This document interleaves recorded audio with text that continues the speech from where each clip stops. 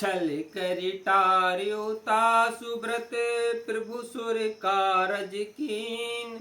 जब ते ही जान्यू मरम तब श्राप कोप कर दीन। सियावर रामचंद्र शंकर हरि ओम। जय जय सिया राम जय जय हनुमान। प्रभु ने छल से उस स्त्री का व्रत भंग कर देवताओं का काम किया। जब उस स्त्री ने यह भेद जाना तब उसने क्रोध करके भगवान को शाप दिया।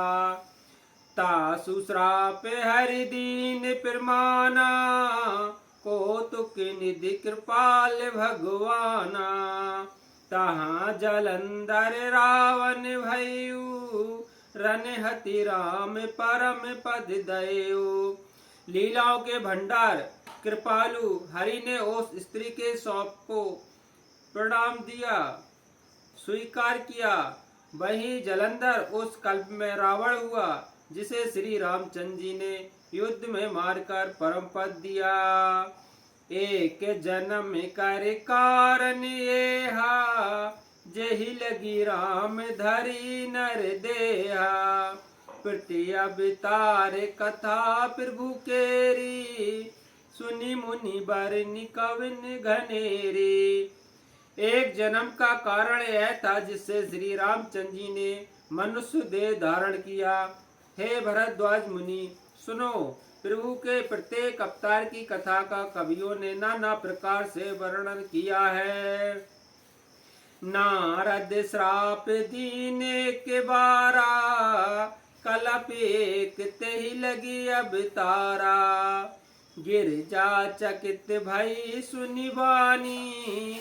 नारद विष्णु भगत पुनि ज्ञानी। एक बार नारद जी ने शाप दिया अतः एक कल्प में उसके लिए अवतार हुआ। यह बात सुनकर पार्वती जी बड़ी चकित हुई और बोली कि नारद जी तो विष्णु भक्त और ज्ञानी हैं। कारण कवन श्राप मुनि दीना। कापराध रमापति कीना। यह प्रसंग मोहि कहु पुरारी। मुनि मन मोहे अचरज भारी। मुनि ने भगवान को श्राप किस कारण से दिया? लक्ष्मीपति भगवान ने उनका क्या अपराध किया था? हे पुरारी शंकर जी, यह कथा मुझसे कहिए। मुनि नारद के मन में मोह होना बड़े आश्चर्य की बात है। बोले बेहसी महेश तब। ज्ञानी मूड न कोई। जेहि जस रघुपति करई। जब सो तस तेहि क्षण होई। सियावर रामचंद्र शंकर हरि ओम।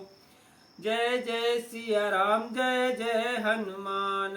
तब महादेव जी ने हंसकर कहा, ना कोई ज्ञानी है ना मूर्ख। श्री रघुनाथ जी जब जिसको जैसा करते हैं वह उसी क्षण वैसा ही हो जाता है।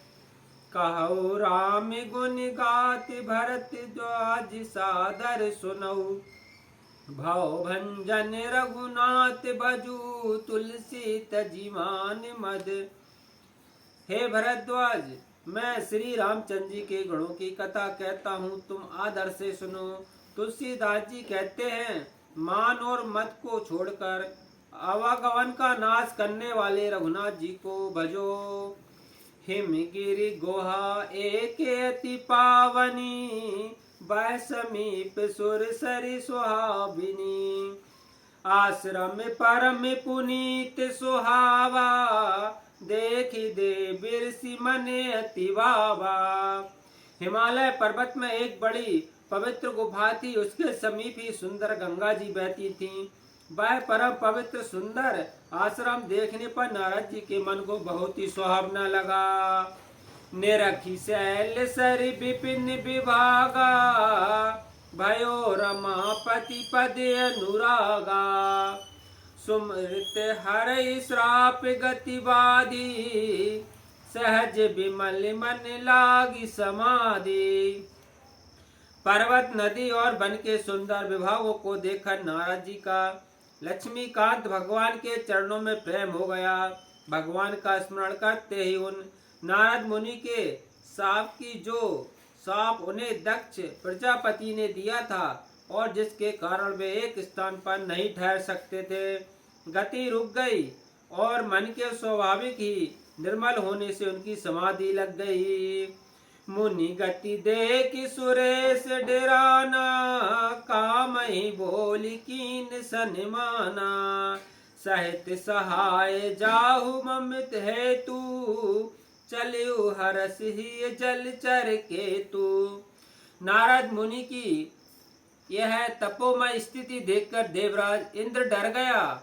उसने कामदेव को बुलाकर उसका आदर सत्कार किया और कहा कि मेरे हित के लिए तुम अपने सहायकों सहित नारद की समाधि भंग करने को जाओ। यह सुनकर मीनध्वज कामदेव मन में प्रसन्न होकर चला। सुना सिर मन महु असी त्रासा, चहत देव ऋषि मम पुरबासा। जे कामी लोलुप जग माही, कुटिल काक इव सवै डराही। इंद्र के मन में यह डर बहुत हुआ कि देव ऋषि नारद मेरी पुरी अमरावती का निवास राज्य चाहते हैं। जगत में जो कामी और लोभी होते हैं वे कुटिल कौवे की तरह सबसे डरते हैं। ओम श्री सीताराम भगवान की जय हो। हर हर महादेव। जय शिव शंभु जय महाकाल की जय हो।